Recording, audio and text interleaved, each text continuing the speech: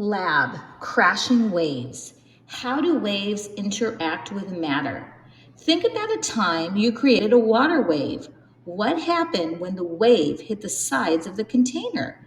Did the way the wave interacted with the surrounding matter change the wave's properties? Let's investigate. Lab, crashing waves. Materials, clear rectangular pan. Sponges cut into thin strips. Interlocking plastic blocks. Adhesive putty. 2 centimeter wooden dowel. Books, white paper, water. Number 2, make a ripple tank by placing 2 equal height books under the short edges of the pan. Secure the edges with putty. Slide a sheet of white paper under the pan.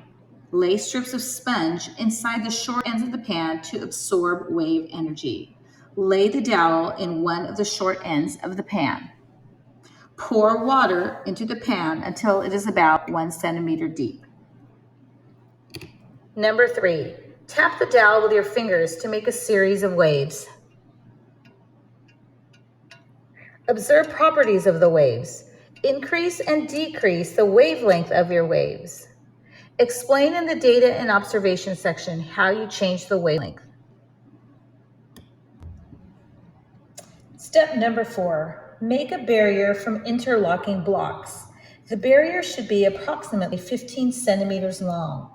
Lay the barrier in your ripple tank at approximately a 45-degree angle to the dowel. What will happen to waves that hit against the barrier?